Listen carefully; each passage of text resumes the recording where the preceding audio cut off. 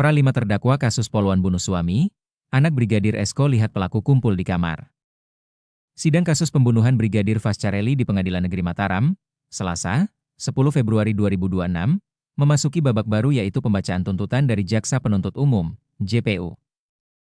Seperti diketahui, terdapat 5 tersangka dalam kasus pembunuhan Brigadir Esko yaitu sang istri Brigadir Rizka Sintiani serta 2 pamannya Hasayun dan Haji Nuraini. Terdapat pula terdakwa lain yaitu rekan Rizka bernama Fauzi dan adik terdakwa, Dani. JPU menyebut anak korban sempat melihat kelima terdakwa berkumpul di kamar ketika insiden terjadi. Bahkan, anak korban melihat kelima terdakwa berbincang dengan suara lirih. Mereka berbicara dengan cara berbisik-bisik, kata Jaksa Penuntut Umum Nimade Saptini.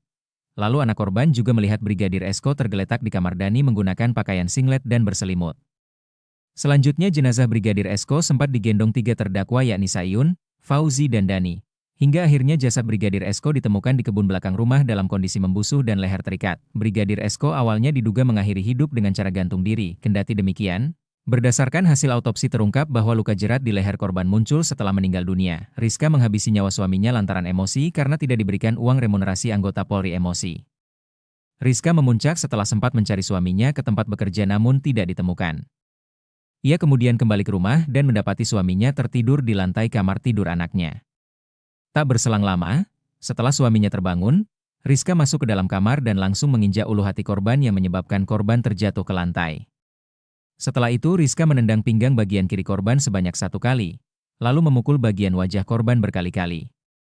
Terdakwa juga mengambil sebuah gunting dan menusuk kaki korban sebanyak 3 kali. Pada bagian telapak, kata Saptini, Rizka sempat ingin menusuk wajah, namun Esko menghindar sehingga telingnya terluka telinga. Ibu 2 anak ini juga memukul suaminya itu dengan menggunakan benda tumpul pada bagian kepala belakang. Saat itu korban sedang telungkup, saat itu anak korban sempat melihat kondisi ayahnya, kata Saptini. Berdasarkan hasil autopsi, jenazah Esko yang ditemukan di kebun belakang rumahnya, diduga meninggal 4-6 hari sebelum ditemukan. Ditemukan beberapa luka iris di bagian tubuh korban akibat benda tajam, serapan darah pada bagian tulang iga punggung, memar di bagian ginjal kiri dan lambung yang disebabkan benda tumpul.